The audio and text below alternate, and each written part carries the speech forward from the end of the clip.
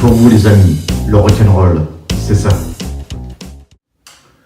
Les Vagabonds, c'est un ami à nous où on répétait aussi dans une cave, parce que tous les musiciens répètent souvent dans les caves, et il avait une cave, on allait chez lui, on répétait chez lui, il est devenu notre ami. Il s'appelait Joe Courtine, et c'est lui qui a donné notre nom du groupe Les Vagabonds.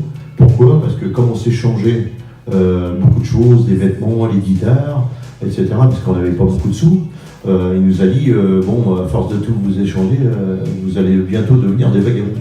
Donc on s'est dit pas mal le nom et on l'a gardé. Et ça nous a porté bonheur. Ben, je me doute bien, les Vagabonds.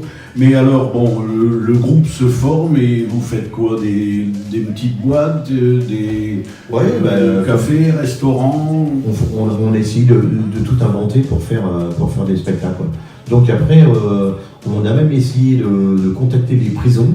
Et on a fait des prisons, des centrales et tout ça. On a fait Fleury-Mérogis, on a fait Fresnes, on a fait Poissy, Chartres, voilà. Et tellement que ça cartonnait, parce qu'on chantait pour les prisonniers, quoi. Tellement que ça cartonnait, en 87 c'était. Même à Fresnes, ils ont acheté une solo spéciale où on chantait dans la chapelle. Voilà. Et on revenait tous les un mois ou 2 mois faire un spectacle dans chaque prison. Les prisonniers en redemandaient tellement c'était bien. Et surtout que nous, on adorait faire du jeu de scène à l'ancienne, donc ils adoraient ça aussi. Donc, et ce qui était marrant, c'est qu'on avait une estafette qu'on avait achetée, c'était JP des Vagabonds qui l'avaient acheté. C'était une estafette pour les cimetières. Donc il y avait la manette avec la vitesse au ralenti, et elle était grise, donc nous on l'a repeint en rose. Donc pour faire comme la Cadillac d'Elvis Presley, sauf que c'était une estafette. Et on a commencé à démarrer avec ça dans les spectacles. Et quand on rentrait dans les prisons, comme Fresnes et tout ça, t'entendais les gars qui tapaient dans les barreaux et qui disaient Vagabond, vagabond, vagabond. C'était vraiment un vrai film et ça nous faisait plaisir d'aller chanter pour ça dans les prisons. Et surtout, on s'est dit que c'était un bon apprentissage, parce que chanter dans les prisons, à partir de là, je pense qu'on pourra chanter n'importe où. Ah oui, ça je me doute. Hein. Je voudrais revenir quand même sur une de tes idoles, Vince Taylor, que j'ai vu dans ma commune à Condé-sur-Escaut, dans les années 66, je crois.